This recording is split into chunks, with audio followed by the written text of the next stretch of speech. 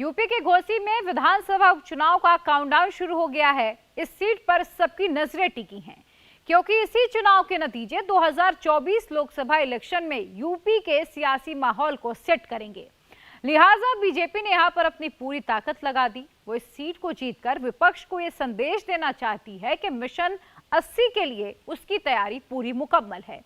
वहीं अखिलेश यादव का सारी की सारी जो उम्मीदें उनके पीडीएफ फॉर्मूले पर टिकी हैं। अगर वो मुस्लिम और यादव कॉम्बिनेशन में दूसरे पिछड़ों और दलित वोटर्स को अपने साथ जोड़ने में कामयाब हो जाते हैं तो फिर घोसी के नतीजे सभी को चौंका सकते हैं। यूपी की एक सीट है घोसी। इस घोसी सीट में ऐसा क्या है जिससे 80 का फैसला हो जाएगा? 2024 में मोदी और योगी ने जो फॉर्मूला सोचा है उसका ट्रायल घोसी में कैसे हो रहा है? ऐसे तो घोसी में सिर्फ विधानसभा का चुनाव है, लेकिन 24 की 80 लोकसभा सीट जीतने के लिए योगी को घोसी जीतना बहुत जरूरी है। आखिर ऐसा क्या है घोसी सीट में? इसे समझने के लिए यहां के जातीय समीकरण को जानने की जरूरत है। घोसी विधानसभा में कुल 4,30,354 वोटर हैं, जिसमें सबसे अधिक 62,000 दलित वोटर हैं। इसके बाद मुस्लिम 60,000, भूमिहार 48,000 और यादव 42,000 मतदाता हैं। वहीं राजभर 40,000 और लोनिया राजपूत 36,000 हैं। इनके अलावा राजपूत 15,000, ब्राह्मण 4100 और दूसरी जातियां तकरीबन 75,000 हैं। 2024 लोकसभा चुनाव से पहले यह सीट योगी के लिए नाक का सवाल बन गई है। दरअसल यह सीट योगी सरकार के कामकाज के साथ ही 2024 चुनाव के लिए बीजेपी की तैयारियों का लिटमस टेस्ट है। घोसी के सियासी इतिहास की बात करें तो यहां कभी भी किसी एक पार्टी का दबदबा नहीं रहा। 1977 से जनता party, Congress, Janata Dal, BSP, BJP और समाजवादी पार्टी ने जीत हासिल की। मतलब साफ है कि यहां पार्टियों से ज्यादा जातीय समीकरण मायने रखते हैं। जिन प्रत्याशियों को दलितों और पिछड़ों का समर्थन मिला उसने जीत हासिल कर ली। इस सीट से बीजेपी नेता और पूर्व राज्यपाल फागू चौहान 6 बार विधायक रहे। 1985 में पहली बार विधायक बनने वाले फागू चौहान लोकदल, जनता दल, बीजेपी और बीएसपी के टिकट पर चुनाव लड़ते हुए जीत हासिल की। घोसी उपचुनाव में स्थानीय वर्सेस बाहरी प्रत्याशी की भी जंग जारी है। समाजवादी पार्टी दारा सिंह चौहान को बाहरी बता रही है तो बीजेपी पलटवार कर रही है। यूपी के डिप्टी सीएम ब्रजेश पाठक ने बड़े अंतर से चुनाव जीतने का दावा किया और कहा कि यूपी के लोग फिर से अराजकता और दबंगई का खराब दौर नहीं देखना चाहते। भारतीय जनता पार्टी के प्रत्याशी दारा सिंह चौहान जी एक तरफा चुनाव जीत रहे हैं। दारा सिंह जी का व्यक्तित्व स्थानीय स्तर पर बड़ा है, वो सर्व समाज के बड़े नेता हैं। दूसरा कि समाजवादी पार्टी की गुंडई अराजकता, घोसी में, आजमगढ़ में जिस ढंग से इन लोगों ने गुंडों को पुष्पित पल्लवित किया था, वहां की जनता सपा से पूरी उभी हुई है। जैसे ही आएंगे गुंडई शुरू होगी, अराजकता शुरू होगी। भारतीय जनता पार्टी आदरणीय मोदी जी के मार्गदर्शन में, आदरणीय योगी जी के कुशल नेतृत्व में प्रदेश में सर्वांगीण विकास कर रही है।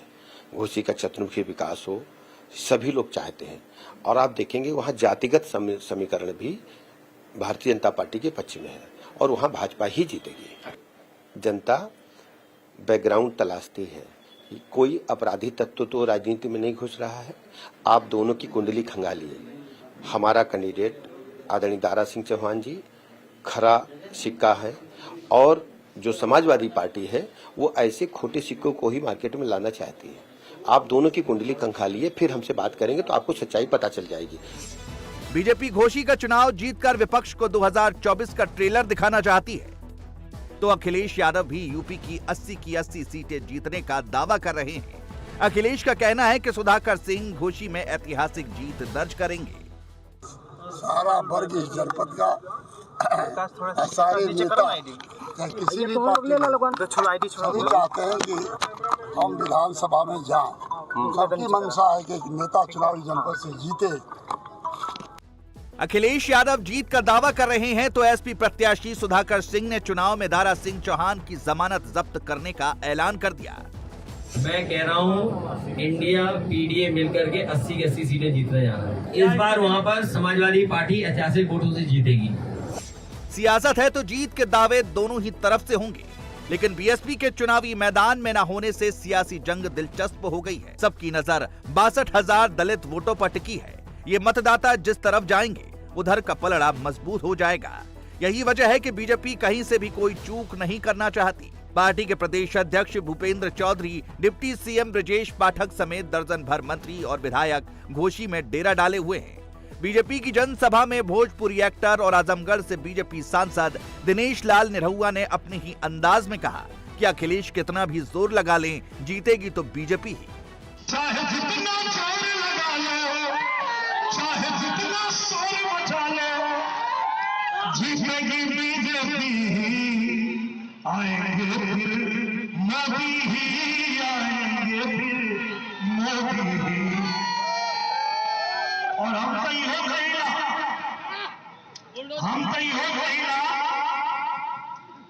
कि भ्रष्टाचारी फेल हो जाएंगे, तुष्टि करने वाले फेल हो जाएंगे, और जितने भ्रष्टाचारी हैं एक एक करके जेल में जाएंगे, और 400 सीट जीत कर 24 में फिर मोदी ही आएंगे।